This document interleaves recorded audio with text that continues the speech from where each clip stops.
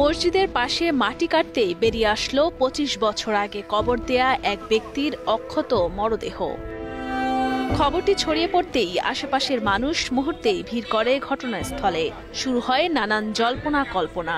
এলাকার অনেকেই বলেন এটি আল্লাহর কুদরত, আবার অনেকেই বিশ্বাস করছেন পরহেজগার বান্দার প্রতি জান্নাতের ইঙ্গিত হিসেবে। নতুন কাপড় মনে ২-৩-৪ দিন আগের পোতানো লাশ, এরকম লাশটার কাপড় যেটা ছিল একদম ফ্রেশ, কোনো ময়লা টালা ছিল না, কোনো স্পট নেই। আর লাশটা মনে হয় ২-৩ দিন আগের লাশ আর কি। কাপড়ে কোনো স্পট নাই, একদম কাপড় ফ্রেশ।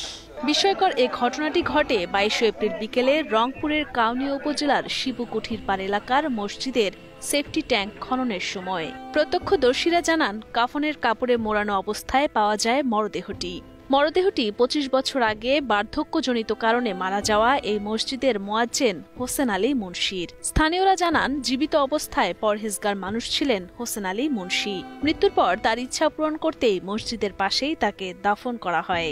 দাফনের দীর্ঘ ২৫ বছর পর মরদেহটি ছিল অনেকটা মমির মতো শুকানো, তবে কাফনের কাপড় ছিল একেবারে পরিষ্কার ও পুরোপুরি অক্ষত। খুবই ভালো ছিল লোকটা, অনেক ভালো ছিল। আমরা ছোটবেলায় এই জায়গায় স্কুল পড়ছি, আমাদের কিন্তু ডাকছে, আমরা ডাক শুনছি। আমি দেখতে আসলাম যে আমার দাদু ২৫ বছর আগে মারা গেছে। আমি দেখিনি, ছোটবেলায় দেখছিলাম।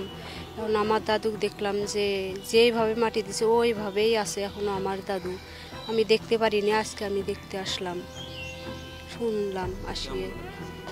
খুব খারাপ লাগতে আছে যে আমার দাদু দেখতে পারলাম না আসিও। ২৫ বছর আগে মারা যাওয়া হোসেন আলী মুন্সির অক্ষত মরদেহ দেখতে ছুটে আসেন তার পরিবার ও স্বজনরা। পরবর্তীতে মরদেহটি তুলে পার্শ্ববর্তী কবরস্থানে দাফন করা হয়। আমার বাবা হয় ২৫ বছর আগে সে বৃদ্ধ ছিল। এখন ওই তো এখানে মাটি কাটতে একটু কাপড় বেড়াইছে, ওইটা খুঁড়তে খুঁড়তে এটা গোটাল ইয়াটাই বের করিয়া ওই মসজিদের ওইখানে গোরস্থান আছে, ওইখানে মারি দিয়েছে। কাপড়টা ভালোই দেখলাম। ২৫ বছর পর আমার শ্বশুরকে দেখলাম, তার স্মৃতি একটা কাপড়ও কোনো স্পট নেই কাপড়। ভিডিওটা অনেক ইন্টারেস্টিং একটা ভিডিও। আমার কাছে ভালো লাগছে একটা জিনিস, যে তার পরিবারকে জানানো হয়েছে এবং তাদেরকে দেখানো হয়েছে যে দেখো তোমার দাদু যে মারা গেছিল তার লাশটাকে এখানে পাওয়া গেছে। তবে খুবই আশ্চর্যজনক একটা জিনিস। আমার প্রথমে মনে হয়েছিল যে এটা অবিশ্বাস্য, এটা হয়তো বা বানোয়াট কোনো নিউজ হইতে পারে। পরে পর্যাপ্ত এভিডেন্স দেখার পরে আমার কাছে মনে হলো যে না, হয়তো বা জিনিসটা সত্য। যদিও আমি ওখানে ছিলাম না, কারণ আজকাল সোশ্যাল মিডিয়াতে কোনো কিছু বিশ্বাস করাটা অনেক কঠিন একটা বিষয়। কারণ আর্টিফিশিয়াল ইন্টেলিজেন্স এবং অন্যান্য বিভিন্ন কারণে মানুষ স্বার্থের জন্য বিভিন্ন ধরনের ভিডিও বানাতেছে। এই ধরনের ভিডিও হয়তো বা ওই জন্য বানানো হয় নাই, কারণ এখানে এলাকার মানুষরা ইনভলভড। আপনারা যারা বাস্তবে ওই এলাকার, তারা হয়তো বা জানবেন যে কথাটার সত্যতা কতটুকু। ভিডিওটা দেখার পরে আমার এমন একটা অনুভূতি মনে হয়েছিল যে আসলেই দুনিয়াতে ইমানদারি একটা দাম আছে।